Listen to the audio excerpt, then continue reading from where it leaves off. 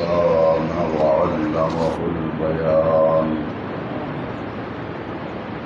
والصلاة والسلام على أفضل الرسل سيد السول محمد صلى الله عليه وسلم رسول الإنس والجان وعلى آله وصحبه الذين تصرفوا عنان تحقيقهم إلى إعلاء كلمة الرحمن. أما بعد، أعوذ بالله من الشيطان الرجيم. بسم الله الرحمن الرحيم. محمد رسول الله والذين معه أشداء على الكفار رحماء بينهم تراهم ركعا سجدا يبتغون فضلا من الله ورضوانا سيماهم في وجوههم من أثر السجود ذلك مثلهم في التوراة ومثلهم في الإنجيل. صدق الله مولانا العظيم. إن الله وملائكته يصلون على النبي يا أيها الذين آمنوا صلوا عليه وسلموا تسليما. الصلاة والسلام عليك يا سيدي يا رسول الله وعلى آلك وأصحابك يا سيدي يا خاتم النبيين. سامعین محترم، ہماری خوش نصیبی ہے کہ آج ہم ادائیگی جمعۃ المبارک کے لیے اس عظیم الشان خوبصورت جامع مسجد میں حاضری کا شرف حاصل کر رہے ہیں، اور ہماری سعادت مندی ہے کہ آج جمعۃ المبارک کے نورانی اور روحانی موقع پر عالم اسلام کی قداور اور مایہ ناز علمی اور فکری شخصیت سفیر عشق رسول، مفکر ملت، مفسر قرآن حضرت علامہ پروفیسر ڈاکٹر محمد اسحاق قریشی صاحب رحمۃ اللہ تعالی علیہ کے دوسرے سالانہ ختم مبارک کی تقریب سعید میں بھی ہمیں حاضری کا شرف حاصل ہو رہا ہے۔ اس مسجد کے محراب و منبر سے کم و بیش 32 سال تک متواتر اور مسلسل بارگاہ الوہیت کے تقدس اور عشق سرور کونین صلی اللہ علیہ وسلم کا پیغام اللہ کی مخلوق تک پہنچایا گیا، اور جمعۃ المبارک میں حاضر ہونے والے ادائیگی جمعہ کے لیے جو حضرات مسجد میں تشریف لاتے، ان کی تعلیم اور ان کی تربیت اور ان کی اصلاح کے لیے بھی ڈاکٹر محمد اسحاق قریشی رحمۃ اللہ تعالی علیہ مکمل رہنمائی فرمایا کرتے تھے۔ یہی وجہ ہے کہ ان کے خطبات جمعہ جن حضرات نے سننے کا شرف حاصل کیا، ان کے دروس قرآن میں حاضری دی، اور آپ کے عام لیکچر اور خطابات میں بھی دو چیزیں نمایاں ہوتی تھیں کہ ایک اسلامی افکار و نظریات قرآن و حدیث کی روشنی میں حضور نبی کریم صلی اللہ علیہ وسلم کے غلاموں تک منتقل کیے جائیں، اور صحابہ کرام رضوان اللہ تعالی علیہم اجمعین کے مقدس دور سے جو عقائد، جو نظریات، جو افکار پوری امت میں چلے آ رہے ہیں، اور جن پر 1400 سالہ اسلام کی تاریخ گواہ ہے کہ جن عقائد پر تسلب عقیدہ اللہ کریم نے نصیب فرمایا، ان ہستیوں کی تعلیمات، ان کے افکار، ان کے نظریات کے حقیقی ترجمان تھے پروفیسر ڈاکٹر محمد اسحاق قریشی صاحب رحمۃ اللہ علیہ۔ اور آپ کی شخصیت میں یہ جو نکھار پیدا ہوا، بلکہ جب سے میرا اس خانوادے سے تعلق ہوا اور جب سے میری شناسائی ہوئی، حضرت علامہ بشیر الحق صاحب صدیقی رحمۃ اللہ تعالی علیہ نے یہ گلشن آباد کیا، اور ان کی شخصیت کے کام کو دیکھ کر، ان کی تعلیمات کو دیکھ کر میں اس نتیجے پر پہنچا ہوں کہ اس پورے خانوادے اور پورے خاندان کا مرکزی نقطہ جو تھا وہ ہے کہ حضور نبی کریم علیہ السلام کی ذات اقدس سے لوگ وابستہ ہو جائیں۔ بلکہ اگر یہ کہا جائے کہ آج جن کے سالانہ ختم پاک میں ہم حاضر ہیں، ان کی تصانیف، ان کا لکھا ہوا لٹریچر ہمارے پاس موجود ہے، آپ میں سے اکثر لوگوں نے اس کا مطالعہ کیا ہوگا، تو میں پوری ذمہ داری سے یہ بات عرض کروں گا کہ ان کا اوڑھنا بچھونا جو ہے وہ عشق رسول تھا۔ وہ ہر بات میں، ہر خطاب میں، ہر درس میں نبی کریم علیہ السلام کی عشق اور محبت کو بکھیرا کرتے تھے۔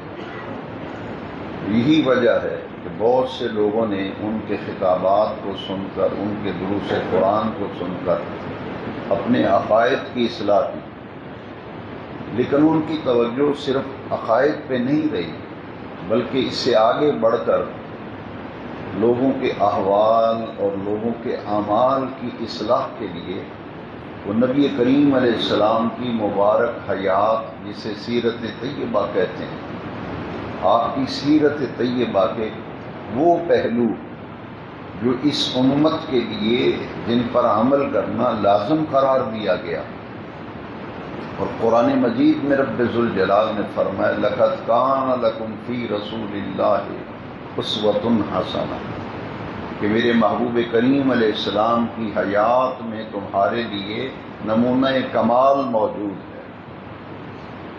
جہاں آپ محبت رسول کا درس دیتے تھے، اصلاح اعمال اور افعال پر توجہ دلاتے تھے، وہاں نبی کریم علیہ السلام کی مبارک سیرت کو خضر راہ بنانے اور مشعل راہ بنانے کا بھی راستہ دکھاتے تھے اور تلقین کیا کرتے تھے۔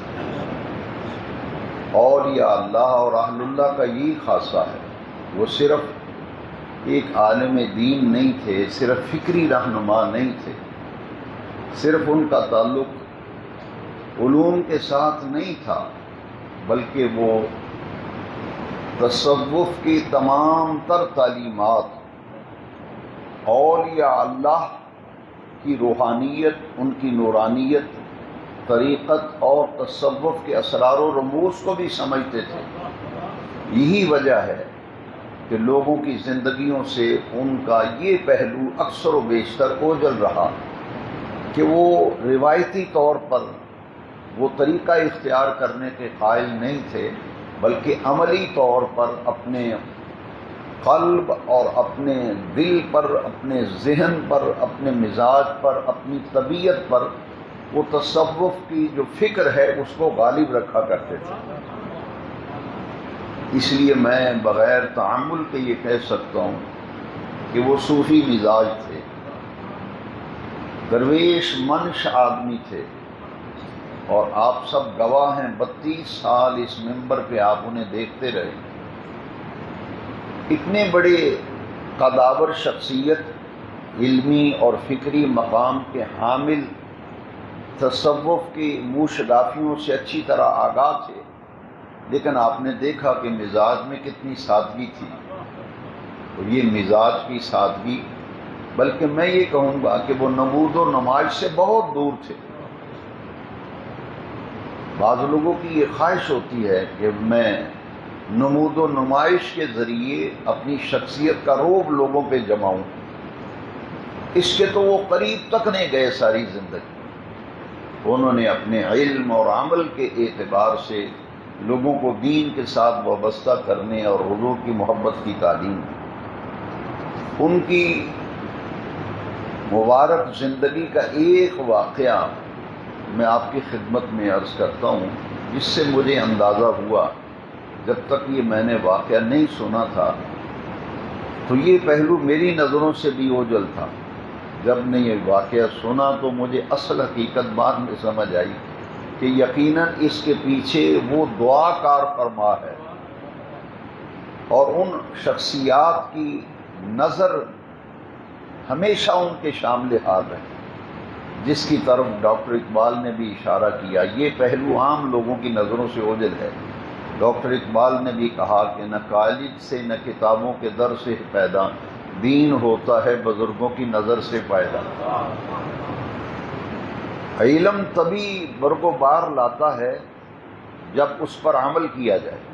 علم عمل کا تقاضا کرتا ہے، اور ایسا علم جس پہ عمل نہ کیا جائے تو قرآن مجید میں بتایا گیا وہ تو ایسے ہے، سورہ جمعہ کے اندر قرآن مجید میں فرمایا جیسے گدھے کے اوپر کتابیں لادی ہوئی۔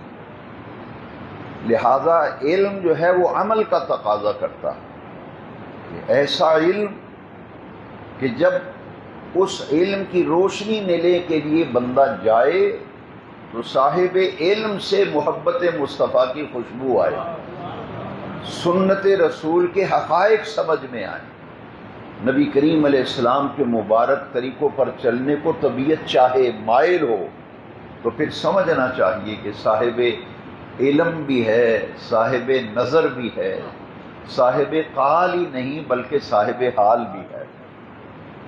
یہ خوبی تھی آج جن کی یاد میں ہم جمعے کے موقع پر ان کا سالانہ ایصال ثواب کا مبارک پروگرام، ان کی یادیں دل میں بسائے، ان کے کام کو دل میں بسائے ہوئے خراج عقیدت پیش کر رہے ہیں۔ میں نے آپ کے احوال میں سے مجھے بتایا گیا اور میں نے یہ سنا، ذمہ دار لوگوں سے سنا کہ فیصل آباد کی سرزمین میں ایک ایسی شخصیت ہے جس نے حیات مستعار میں اتنا کام کیا بغیر وسائل کے کام کیا۔ اس شخصیت کو دنیا آج محدث اعظم کے نام سے جانتی اور پہچانتی ہے۔ نبراس المحدثین، فنا فی الرسول، فنا فی الرضا، شیخ الحدیث حضرت علامہ ابو الفضل محمد سردار احمد چشتی قادری نور اللہ مرقدہ۔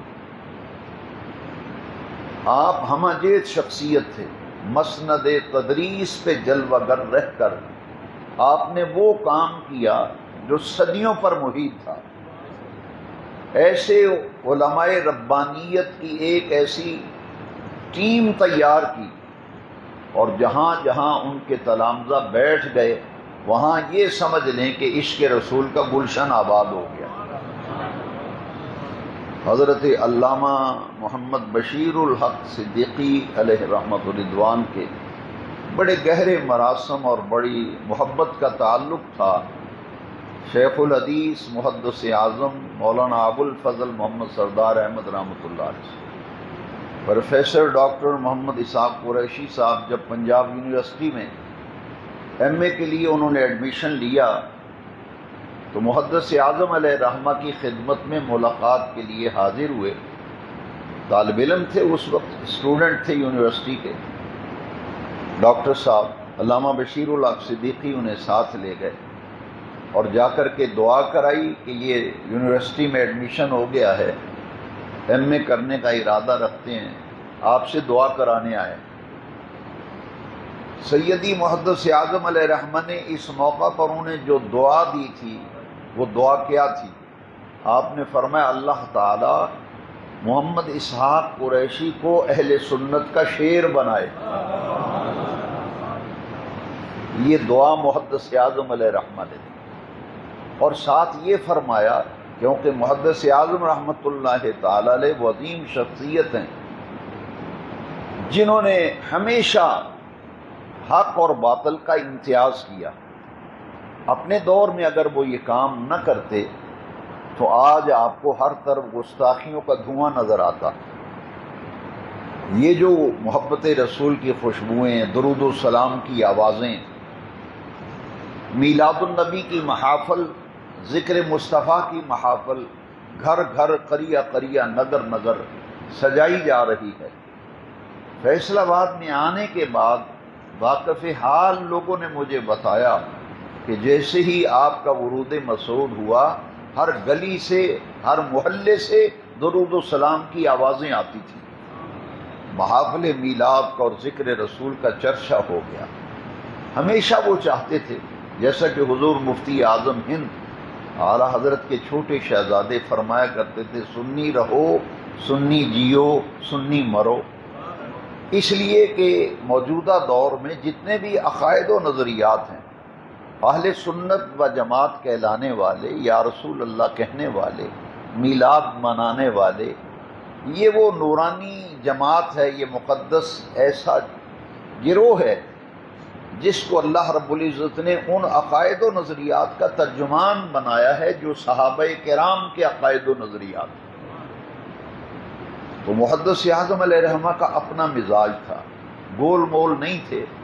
بعض آدمی ماحول کو دیکھ کر گول مول ہو جاتے ہیں، بلکہ ایک دفعہ آپ نے جنگ بازار میں جمعے کے خطاب میں فرمایا تھا، یہ جامع مسجد جو ہے نا، مرکزی سنی رضوی جامع مسجد، یہاں گول باغ تھا۔ آپ جمعے میں آپ نے ایک مرتبہ فرمایا کہ فقیر رہتا تو گول باغ میں ہے، مگر فقیر کا عقیدہ گول مول نہیں ہے۔ فقیر رہتا گول باغ میں ہے، مگر فقیر کا عقیدہ گول مول نہیں ہے۔ اسی اعتبار سے وہ ہمیشہ یہ چاہتے تھے کہ اہل سنت کا غلبہ ہو، فروغ ہو گھر گھر۔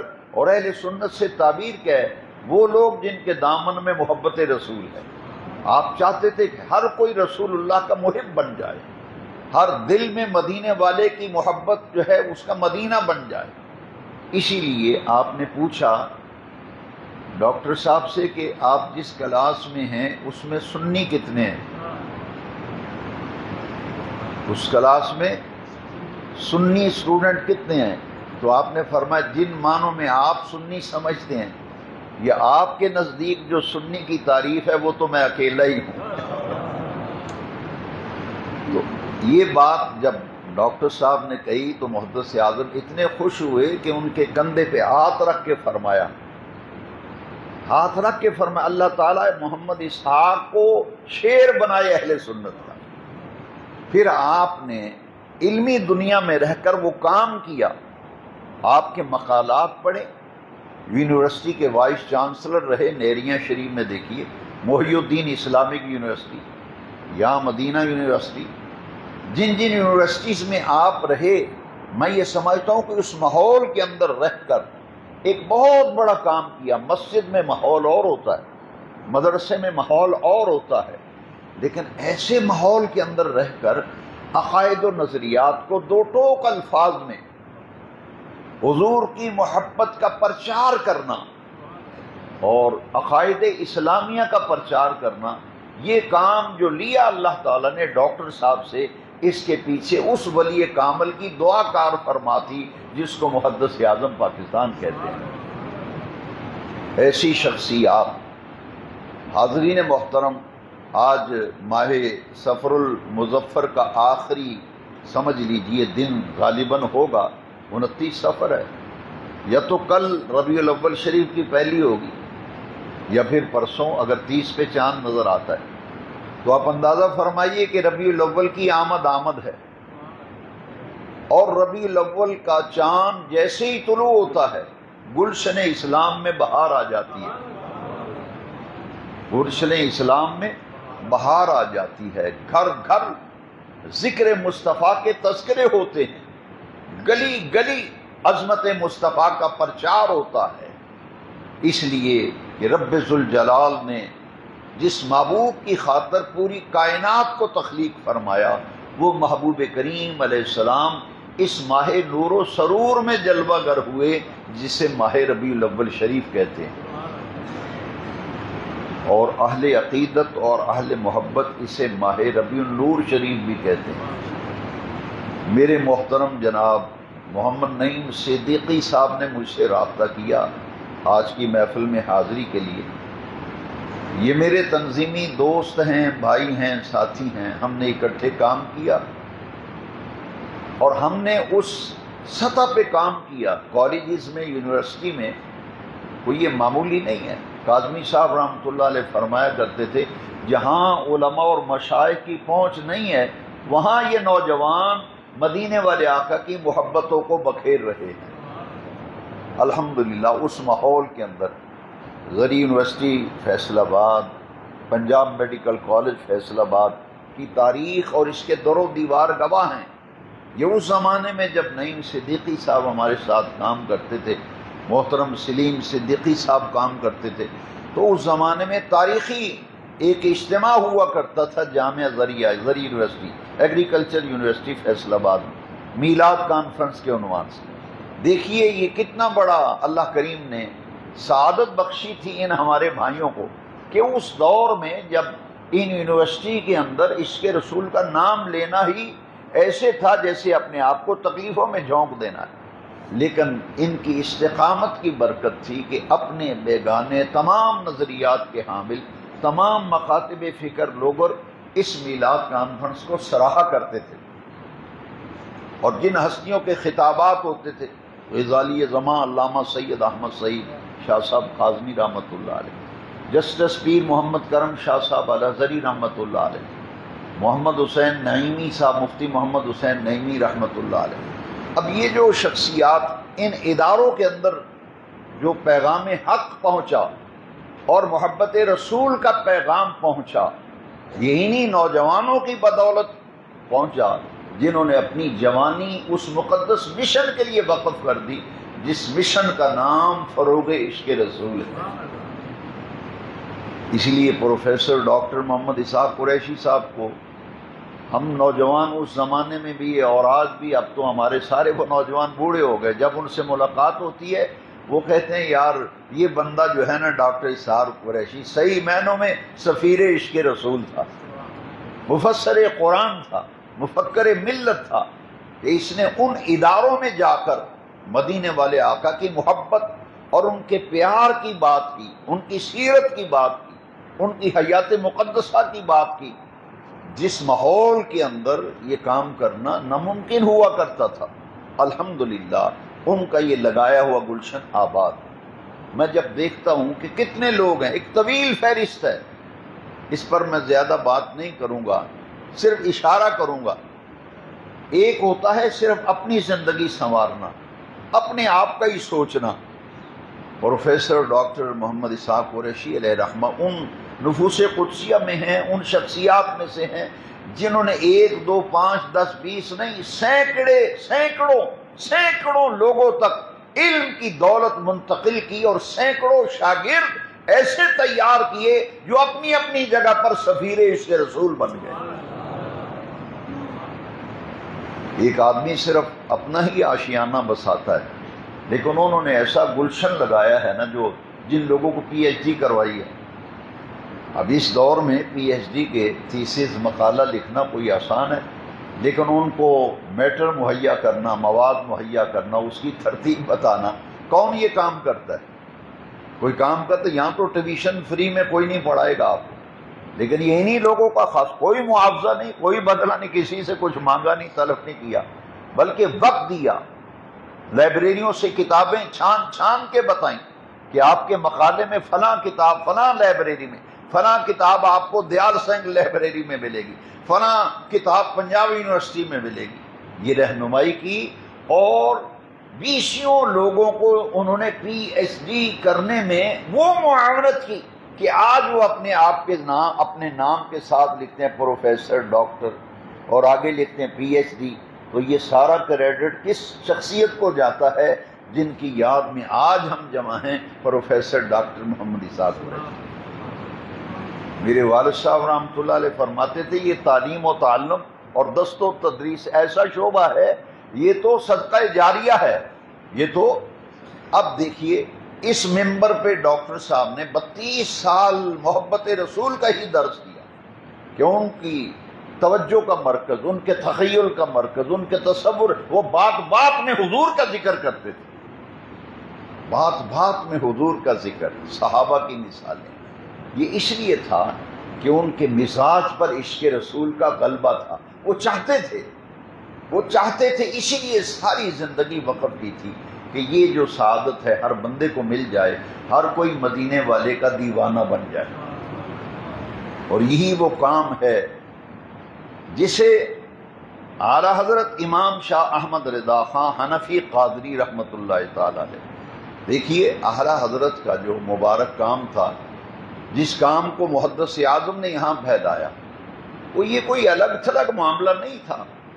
میں امام احمد رضا کی ایک ربائی سمجھتا ہوں کہ یہ محدث اعظم کی شخصیت ہو یا ہر وہ اللہ کا مقرب و محبوب و برگزیدہ بندہ ہو جس نے عقائد اسلامیہ کے فروغ کے لیے، محبت رسول کے لیے، اور تقدس صحابہ و اہل بیت کے لیے، اور فکر اولیاء کو عام کرنے کے لیے جن لوگوں نے کام کیا ہے نا، ان کا آقا کریم کی ذات اقدس، میلاد والے آقا کے بارے میں ان کا عقیدہ کیا تھا، ان کا نظریہ کیا تھا، ایک سچے مسلمان کی مدینے والے آقا کے بارے میں سوچ کیا ہونی چاہیے، سوچ کیا ہونی چاہیے۔ اگر کسی کی یہ سوچ نہیں، فکر نہیں، تو ڈاکٹر اسحاق قریشی اسی کام میں لگے رہے نا ساری زندگی۔ اسے اپنے عقائد کی اور نظریے کا قبلہ درست کرنا چاہیے تاکہ اس کی نجات اخروی کی ضمانت مل جائے۔ اور وہ کیا ہے سنیے، امام احمد رضا نے بھی وہی بات کی، اور وہی بات جو ہے ڈاکٹر اقبال نے کہی۔ فیلسوف اسلام ہیں، مفکر ملت، مفکر اسلام ڈاکٹر محمد اقبال، وہی فکر بریلی کے احمد رضا کی ہے، وہی ڈاکٹر اقبال۔ دیکھیے امام کیا فرماتے ہیں، غور سے سنیے ذرا۔ کہاں تخیل کی پرواز، کہاں تصور کی پرواز تھی اس عاشق رسول کی، امام عاشقان فرماتے ہیں اللہ کی سر تب قدم شان ہے یہ، اللہ کی سر تب قدم شان ہے یہ، انسان نہیں انسان، وہ انسان ہے یہ۔ قرآن تو ایمان بتاتا ہے انہیں، ایمان یہ کہتا ہے کہ میری جان ہے یہ۔ اور اس میں ایک نقطہ ہے، بہت سے سوالوں کا جواب میرے نوجوان بھائی، میرے بیٹے، یونیورسٹی اور کالج کے طلباء جن کے ذہنوں میں مختلف سوالات آتے رہتے ہیں، حالات و واقعات اور میڈیا پہ بھانت بھانت کی بولیاں سن کر ان کے ذہن میں خیالات پیدا ہوتے ہیں، سوالات اٹھتے ہیں۔ یقیناً ہم جمعے کے لیے جب ایسے اللہ والوں کے پاس آتے ہیں، مجھے ایک دوست ہے میرے، انہوں نے مجھے بتایا کہ میرے ذہن میں جتنے سوال ہوتے تھے میں نیت کر کے آتا تھا کہ ڈاکٹر اسحاق قریشی صاحب کے پیچھے جمعہ پڑھوں گا، ان کا خطاب سنوں گا، بعد میں ان سے یہ سوال پوچھنا ہے۔ اس نے کہا کہ بہت دفعہ ایسا ہوا کہ میں ان کی تقریر سنتا تھا، وہ خود بخود جواب مل جاتا تھا، خود بخود ایسی جامع خطاب ہوتا تھا۔ وہ روایتی تقریر کے قائل نہیں تھے، ان کا بیان مدلل ہوتا تھا، علمی ہوتا تھا، اور جو بات کرتے تھے پورے وزن کے ساتھ اور بڑی ٹھوس بات کرتے تھے۔ یہی بات ہے کہ میں نے دیکھا ہے کہ اپنے اور بیگانے ان کی علمی صلاحیتوں کے قائل تھے اور معترف تھے، ہر کوئی انہیں سنتا تھا اور ہر کوئی یہ کہتا تھا کہ اس منبر اور اس مسجد کے محراب سے ڈاکٹر اسحاق قریشی جو بات کرتا ہے وہ قرآن و حدیث کے عین مطابق کرتا ہے۔ اب اس سوال، جتنے بھی سوال ہمارے ہاں پیدا ہوتے ہیں، دیکھیے اس ربائی کے اندر جواب ہو گیا، لیکن اخذ ہر کوئی اپنی عقل سلیم کے مطابق کرتا ہے، اپنے ذوق کے مطابق۔ بعض سے لوگ یہ کلام سنتے ہیں، سر کے اوپر سے گزر جاتا ہے، وہ سمجھتے ہیں بس شعر ہی سنا ہے، شعر نہیں ہے۔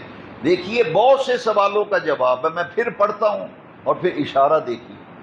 یہ جو ایک بہتان اور اتہام لگایا جائے کہ یہ جو میلاد بنانے والے ہیں یا رسول اللہ کہنے والے ہیں، یہ تو حضور کی بشریت کے ہی قائل نہیں، بلکہ یہاں تک کہا جاتا ہے کہ یہ تو شاید حضور کو انسان ہی نہیں مانتے، کوئی ماورا مخلوق مانتے۔ لیکن میں توجہ چاہتا ہوں کہ دیکھیے کیسا پاکیزہ نظریہ ہے، کیسا مقدس عقیدہ ہے جو قرآن و حدیث کی عین روح کے مطابق ہے۔ وہ کیا ہے؟ فرماتے ہیں اللہ کی سر تب قدم شان ہے یہ۔ اب غور کی، یہ جو لفظ آ رہے، انسان نہیں انسان، انسان نہیں انسان، وہ انسان ہے یہ۔ قرآن تو ایمان بتاتا ہے انہیں، ایمان یہ کہتا ہے کہ میری جان ہے۔ انسان نہیں انسان، وہ انسان ہے یہ۔ یہاں بات آ گئی نا کہ نبی کریم علیہ السلام بے مثل ہیں، انسان کامل ہیں، بشری کمزوریوں، بشری خامیوں سے رب ذوالجلال نے جس آقا کریم کا ہم نے کلمہ پڑھا ہے، رسول کریم علیہ السلام، ان تمام سے منزہ اور مبرہ۔ اور یہی بات کہاں سے چلی؟ اسی لیے میں اکثر یہ کہتا ہوں کہ ہمیں جو ریفرنس کوڈ کرنا چاہیے وہ ہم نہیں کرتے، ہم نیچے والا ریفرنس کوڈ کرتے ہیں۔ میں ذرا اوپر لے جانا چاہتا ہوں، ذرا دیکھیے جو بریلی کے امام نے بات کی ہے، یہ پہلے اس لیے بات کی تاکہ وہ بات سمجھنا آسان ہو جائے۔ بات چلی ہے حسان بن ثابت سے۔ یہ جو نظریہ ہے، اے نوجوانان ملت اسلامیہ، میں پڑھے لکھے طبقے سے نوجوانوں سے یہ عرض کروں گا، ذرا تصور کیجئے میلاد النبی کا مہینہ آ رہا ہے، جشن آمد رسول کی تیاریاں ہو رہی ہیں، تو دیکھیے ہم کتنے سعادت مند ہیں، کتنے فیروز وقت ہیں کہ صحابی رسول شاعر دربار رسالت۔ اور اس سلسلے میں ڈاکٹر اسحاق قریشی صاحب نے، میں علامہ بشیر الحق صدیقی رحمۃ اللہ علیہ کے عرس میں یہیں اسی مسجد میں جمعے کے موقع پہ آیا تھا، بعد میں ڈاکٹر صاحب نے جو خطاب کیا تو مجھے آج بھی یاد ہے کہ عرب کے شعراء کا وہ کلام اور حسان بن ثابت کا وہ کلام جو آج تک پڑھا ہی نہیں گیا، بیان ہی نہیں کیا گیا، وہ آپ نے اشعار پڑھ کے عظمت رسالت کا پرچار کیا اور یہ بتایا کہ یہ نظریات تو حضور کے صحابہ کے نظریات ہیں۔ اب حسان بن ثابت کیا کہتے ہیں؟ غور سے سنیے ذرا۔ یہ میلاد النبی کا مہینہ آ رہا ہے، ہم کہتے ہیں کہ ہمارے آقا بے عیب ہیں، ہمارے آقا ذالک الکتاب لا ریب فیہ، قرآن ایسی کتاب ہے جس میں شک اور شبہ کی گنجائش نہیں۔ کعبے کے رب کی قسم ہے، جس طرح آمنہ کے لال بے عیب ہیں، اسی طرح ان پر نازل ہونے والی کتاب بھی بے عیب ہے، ہر شک و شبہ سے بالا ہے وہ کتاب۔ حسان بن ثابت یہ حضور کی موجودگی میں پڑھتے ہیں۔ میں تمام سامعین جو اس وقت اس جامع مسجد میں موجود ہیں، میں آپ کی توجہ چاہتا ہوں، یہ مسجد نبوی شریف کے پرکیف ماحول میں اور حضور سرور کونین صلی اللہ علیہ وسلم کی موجودگی میں ممبر کے اوپر بٹھایا تھا حضرت حسان کو، فرمایا حسان ممبر کے اوپر بیٹھ جاؤ اور میری ہجو کرنے والوں کو جواب دو۔ انہوں نے عرض کی آقا میری کیا مجال ہے کہ آپ نیچے تشریف فرما ہوں، میں ممبر کے اوپر بیٹھوں، ایسا ممکن نہیں ہے۔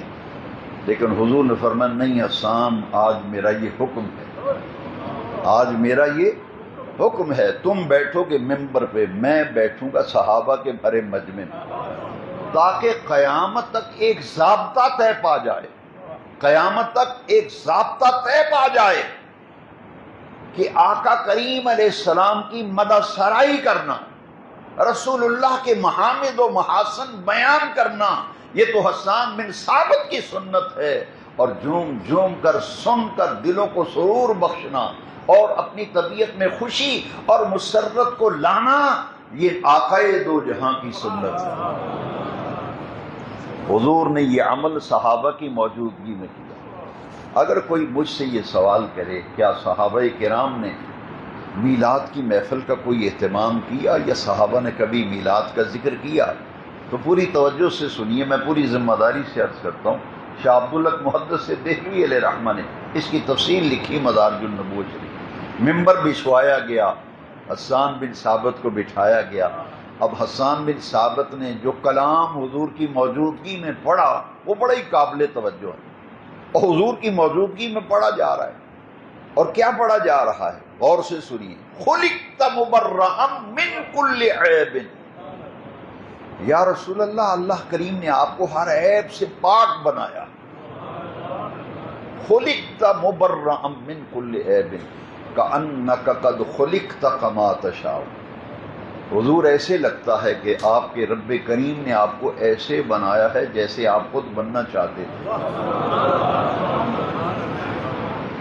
خلقت مبرئا من کل عیب کأنک قد خلقت کما تشاء۔ اب میلاد شریف میں جو جملے ہیں نا وہ ذرا دیکھیے۔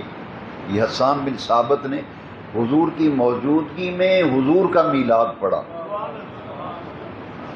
حضور کی موجودگی میں مسجد نبوی شریف میں حضور کی موجودگی میں حضور کا میلاد پڑھا جا رہا ہے۔ کیا کہتے ہیں شاعر دربار رسالت حسان بن ثابت مداح رسول، کیا کہتے ہیں؟ وَأَحْسَنُ مِنْكَ لَمْ تَرَ قَطُّ عَيْنٌ وَأَجْمَلُ مِنْكَ لَمْ تَلِدِ النِّسَاءُ۔ تلد اور میلاد، غور سے سنیے۔ یا رسول اللہ صلی اللہ علیہ وسلم، آپ سے زیادہ حسن والا آج تک کسی آنکھ نے دیکھا ہی نہیں۔ وَأَجْمَلُ مِنْكَ لَمْ تَلِدِ النِّسَاءُ، یہی تو ذکر میلاد ہے، یہی تو ذکر، کیا ذکر کر رہے ہیں؟ میلاد شریف کا۔ تلد میلاد سے ہے نا، لم تلد وَأَجْمَلُ مِنْكَ لَمْ تَلِدِ النِّسَاءُ، اے میرے آقا کریم، آپ سے زیادہ حسن والا جمال والا آج تک کسی ماں نے جنا ہی نہیں۔ یہ جننا ہی تو میلاد ہے۔ یہ حضور کی موجودگی میں میلاد پڑھا جا رہا ہے، مسجد نبوی میں پڑھا جا رہا ہے، اور حضور اس میلاد کو سن کر اتنا خوش ہوئے، اتنا خوش ہوئے، اتنا خوش ہوئے، حضور نے ہاتھ اٹھا کے دعا فرمائی۔ جب حسان نے، میرے لفظوں پہ ذرا غور کرنا، میرے جملوں پہ غور کرنا، جب میلاد شریف پڑھا حضرت حسان نے حضور کی موجودگی میں مسجد نبوی میں، حضور اتنے خوش ہوئے، اتنے خوش ہوئے، فرمایا حسان تو نے میلاد پڑھا ہے میرا، فرمایا اللہم ایدہ بروح القدس، اللہم ایدہ بروح القدس، اے بے نیاز رب، حسان نے میرا میلاد بیان کیا ہے، میرا میلاد پڑھا ہے، اے رب ذوالجلال میرے حسان کی روح قدس سے مدد فرما۔ اور میں پوری ذمہ داری سے کہہ رہا ہوں، کیونکہ یہ ممبر ہی ایسا ہے جہاں 32 سال سے علم و تحقیق کا آفتاب و مہتاب جمعہ پڑھاتا رہا ہے، اور میں تو ایسی کچی باتوں کا قائل ہی نہیں ہوں، لیکن ذمہ داری سے کہتا ہوں، بہت سی سیرت کی کتابوں کے مطالعے کے بعد حضور نے صرف دعا نہیں دی، میلاد پڑھنے والے حسان کو صرف دعا نہیں دی، حضور نے 2 یمنی چادریں بھی تحفے میں عطا فرمائیں۔ یمن سے 2 چادریں میرے آقا کو گفٹ کی گئی تھیں، تحفہ پیش کیا گیا، حضور نے دونوں چادریں منگوا کر حسان کو وہ تحفہ عطا فرمایا۔ میلاد پڑھنے پر میرے آقا نے نوازا، اتنے خوش ہوئے۔ اب اندازہ فرمائیں، جب حضور خوش ہوئے تو کیا رب کریم خوش نہیں ہوا؟ کیونکہ قرآن میں رب نے فرمایا نا، اپنے محبوب سے وعدہ کیا، وَلَسَوْفَ يُعْطِيكَ رَبُّكَ فَتَرْضَىٰ، اے محبوب آپ کا رب آپ کو اتنا عطا فرمائے گا کہ آپ رب کی عطاؤں پر راضی ہو جائیں گے۔ حضرات آخری بات، چونکہ ربیع الاول شریف کی آمد ہے اور مجھے یہی حکم دیا گیا کہ میں آپ کے پاس اپنے آقا کی کچھ باتیں عرض کروں، بڑے غور سے میری بات کو سننا، میں اس کا ذمہ دار ہوں کہ ربیع الاول کی 12 تاریخ کو میرے آقا کریم کی ولادت ہوئی، اور جب حضور ہجرت فرما کر مدینہ منورہ تشریف لے گئے، ہجرت فرما کر اس دن بھی ربیع الاول کی 12 تاریخ تھی۔ جب حضور دنیا میں تشریف لائے، پیر کا دن ربیع الاول کی 12 تاریخ۔ شاہ عبداللہ محدث دہلوی علیہ رحمہ اپنی کتاب ما ثبت من السنہ میں لکھتے ہیں، جب حضور کا میلاد ہوا تو حضور کی والدہ ماجدہ سیدہ آمنہ سلام اللہ علیہا فرماتی ہیں کہ جب میری گود میں چاند کا ظہور ہوا تو فرماتی ہیں ما ثبت من السنہ میں شاہ عبداللہ محدث دہلوی نے، میلاد النبی میں محدث ابن جوزی نے لکھا، حضور کی والدہ ماجدہ فرماتی ہیں خرج منی نور اضاءت منہ قصور الشام، مجھ سے ایک نور کا ظہور ہوا اور میں نے مکے میں بیٹھ کے شام کے محلات کو روشن دیکھا۔ ہر گھر پر میلاد النبی کا پرچم لہرانا چاہیے، اور کیوں لہرانا ضروری ہے؟ سیدہ آمنہ کی زبانی سن لیجئے، حضور کی والدہ ماجدہ فرماتی ہیں جیسے ہی میری گود میں چاند کا طلوع و ظہور ہوا، رأیت ثلاثۃ اعلام، علم جھنڈے کو کہتے ہیں، علم کی جمع ہے اعلام۔ سیدہ آمنہ فرماتی ہیں رأیت ثلاثۃ اعلام، جب محمد پاک صلی اللہ علیہ وسلم پیدا ہوئے، ظہور ہوا، فرماتی ہیں میں نے 3 جھنڈوں کو لہراتے ہوئے دیکھا۔ رأیت ثلاثۃ اعلام، علما بالمشرق وعلما بالمغرب وعلما بظہر الکعبہ، ولادت مصطفیٰ پر، میلاد مصطفیٰ پر ایک جھنڈا مشرق پہ لہرا رہا تھا، ایک مغرب پہ لہرا رہا تھا، ایک جھنڈا کعبے کی چھت پہ لہرا رہا تھا۔ کائنات منور ہو گئی اور اجالا ہو گیا، پرچم لہرا دیے گئے۔ حاضرین محترم، ربیع الاول کی 12 تاریخ ہی تھی جب حضور ہجرت فرما کر مدینہ منورہ گئے۔ جب مدینہ شریف گئے تو شواہد النبوت میں علامہ جامی نے لکھا کہ حضرت ابو برزہ اسلمی معاذ اللہ حضور کو قتل کرنے کے لیے، چونکہ مسلمان تو تھے نہیں، 70 آدمی ساتھ لے کر حضور کو قتل کرنے کے لیے مدینہ منورہ سے باہر آ گئے کہ سنا ہے مسلمانوں کے نبی آ رہے ہیں اور میں نے تو داخل ہی نہیں ہونے دینا، راستے میں قتل کر دینا۔ 70 آدمی ساتھ چنے ہوئے بدماش لے کے آئے۔ جیسے ہی میرے آقا کی سواری آئی، ساتھ کشتہ اس کے رسول سیدنا ابو بکر صدیق رضی اللہ عنہ، جیسے ہی آقا کی سواری ارادہ کیا کہ آتے ہی معاذ اللہ حضور کو قتل کر دینا ہے، جیسے ہی پہلی نظر حضور کے چہرے پہ پڑی نا، تلوار ہاتھ سے گر گئی۔ ابو برزہ اسلمی نے کہا لیس بوجہ کاذب، اس نے کہا یہ چہرہ بتاتا ہے، یہ آنے والے کا چہرہ بتاتا ہے، یہ کسی جھوٹے کا چہرہ ہو ہی نہیں سکتا۔ فوراً حضور کے قدموں میں گر پڑے، یہ تو قتل کرنے آئے تھے۔ ابو برزہ اسلمی، ابو برزہ بنو اسلم قبیلے کا بہت بڑا سردار، قدموں میں گر کے کہا آقا تاخیر نہ کیجیے، مجھے جلدی سے اپنی غلامی میں قبول فرما لیجیے۔ کلمہ پڑھا اور مسلمان ہو گئے۔ وہ 70 آدمی جو ساتھ کرائے کے قاتل جو ہائر کیے تھے 70 آدمی، انہوں نے کہا کہ سردار جی اکیلے ہی غلامی میں چلے گئے ہو، ہمیں بھی ان کی غلامی میں دلوا دیجیے۔ 70 آدمی وہ مسلمان کلمہ پڑھ لیا ابو برزہ اسلمی۔ میں ذمہ داری سے عرض کرتا ہوں کہ اس ابو برزہ نے کہا حضور جھنڈا کسی بھی قوم کی علامت ہوتا ہے، آپ ہجرت فرما کے مدینہ شریف داخل ہو رہے ہیں تو جھنڈا ہمارے پاس کوئی نہیں۔ حضور اگر آپ اجازت فرمائیں، پرانے زمانے میں سردار جو ہوتے تھے اس زمانے میں بھی پگڑی باندھتے تھے، امامہ بڑی سی پگڑی۔ شواہد النبوت میں علامہ جامی نے لکھا، دیگر سیرت نگاروں نے لکھا کہ انہوں نے اپنا امامہ اتار کر حضور کے قدموں میں رکھ دیا۔ اے اللہ کے محبوب، ہماری عزتیں آپ پہ قربان۔ وہ امامہ پھاڑا اور اپنے تھیلے میں سے تیر نکال کر کپڑا پھاڑ کر باندھ کر جھنڈا بنا دیا، اور حضور کی سواری کے آگے آگے جھنڈا لہرا رہے تھے۔ ربیع الاول کی 12 تاریخ تھی، حضور شہر مدینہ منورہ میں داخل ہو رہے ہیں، اور وہ 70 جو مسلمان ہوئے تھے نا، کرائے کے قاتل آئے ہوئے تھے، وہ بھی غلام، انہوں نے کہا یار اس ہستی پاک کا چہرہ بتاتا ہے یہ اللہ کے سچے نبی ہیں، کیوں نہ ان کا کلمہ پڑھ کے اپنے آپ کو ان کی غلامی میں دے دیں۔ اور وہ خوشی میں آ کے جھومتے تھے اور پڑھتے تھے فجاء محمد سراجا منیرا فصلوا علیہ کثیرا کثیرا۔ یہ آمد مصطفیٰ کا جلوس ربیع الاول کی 12 تاریخ کو ہجرت مدینہ میں، شہر مدینہ میں داخل ہو رہا ہے، اور وہ پڑھ رہے ہیں فجاء محمد، محمد پاک آ گئے، سراجا منیرا بن کے آ گئے، فجاء محمد بشیرا ونذیرا، حضور بشیر و نذیر بن کے آ گئے۔ فصیل پڑھو حضرات، جب یہ قافلہ بنو نجار قبیلے کے محلے سے گزرا نا، آمد مصطفیٰ کا جلوس، بنو نجار قبیلے کی بچیاں دف بجاتی ہیں اور آمد مصطفیٰ کے جلوس کا استقبال کرتی ہیں، آقا کی آمد کی خوشی علینا ما دعا للہ۔ ترانہ پاکستان کے خالق حفیظ جالندھری نے شاہنامہ اسلام میں اس کی منظر کشی کی ہے، میں اختصار کرتا ہوں، وقت ختم ہو رہا ہے۔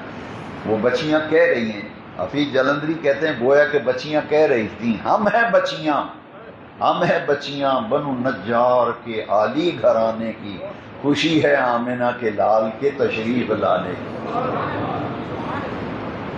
یہ میلاد النبی کی بہاریں ہیں، یہ رونقیں، یہ کس لیے ہیں؟ اگر کوئی پوچھے کہ خوشی کس بات کی، ہم کہتے ہیں آمنہ کے لال کے تشریف لانے کی۔ قرآن مجید میں بھی رب ذوالجلال نے فرمایا قل بفضل اللہ وبرحمتہ فبذالک فلیفرحوا۔ حضور ہر پیر کے دن روزہ رکھا کرتے تھے۔ صحابہ نے پوچھا حضور ہر پیر کو آپ روزہ رکھتے ہیں، یہ آپ کا عمل کس وجہ سے؟ فرمایا فیہ ولدت، اس دن میرا میلاد ہوا تھا، میں اپنے میلاد کے دن روزہ رکھتا۔ حاضرین محترم، میلاد شریف کا مہینہ جلوگر ہو رہا ہے، آمد ہے۔ میں گزارش کروں گا، میرے جس بھائی نے ابھی تک میلاد شریف کا پرچم اپنے گھر پہ نصب نہیں کیا، آپ پہلا کام ہی یہ کریں کہ میلاد شریف کا جھنڈا لے آئیں اور اپنے گھر پہ لگا دیں۔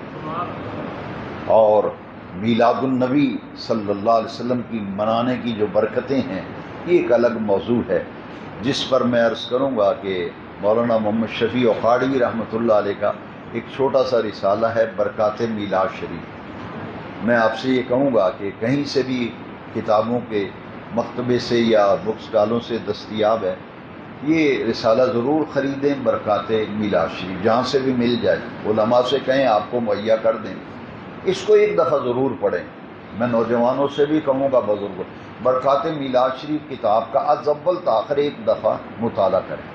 اور اسلام کی سب سے پہلی عید یہ کتاب ہے جو مولانا ڈاکٹر کوکب نورانی مدث اللہ العالی نے یہ کتاب لکھی، یہ سیٹ لے لیں دونوں، ایک برکات میلاد شریف، ایک اسلام کی سب سے پہلی عید میلاد النبی، یہ دونوں کتابوں کا مطالعہ کریں۔ میلاد شریف کے موضوع پہ انشاءاللہ بہت ساری معلومات آپ کو ملیں گی، اطمینان قلبی حاصل ہوگا۔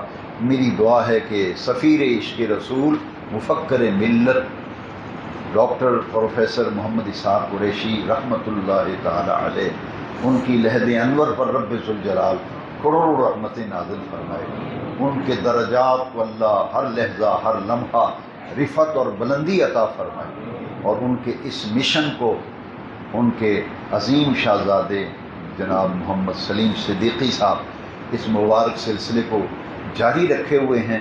میں ان کے لیے دعا کرتا ہوں، اس پورے خاندان کو، خانوادے کو اللہ اپنے حفظ و امان میں رکھے، اور ہر فرد کو اسی طرح دین کے ساتھ وابستہ کر دے جس طرح ان کے آباء و اجداد وابستہ رہے۔ یہ علمی گھرانہ ہے، روحانی خاندان ہے، ان کے آباء و اجداد کی خدمات ہیں، بالخصوص علامہ محمد بشیر الحق صدیقی رحمۃ اللہ علیہ، اللہ تعالیٰ ان کی قبر پہ بھی رحمت، صدقہ جاریہ، ان کی اولاد بھی صدقہ جاریہ۔ میری خوش قسمتی ہے کہ میں اپنے بھائی محمد نعیم صدیقی صاحب کی دعوت پر یہاں آیا اور مجھے آپ سے ملاقات، آپ کی زیارت اور کچھ محبت رسول کی باتیں کرنے کا مجھے موقع مل گیا۔ یقیناً جو ایسی محفلوں میں آتے ہیں کبھی بھی محروم نہیں رہتے۔ رب ذوالجلال مدینے والے آقا کے ذکر کی برکتوں سے بے شمار نعمتیں عطا فرما۔ وآخر دعوانا الحمدللہ۔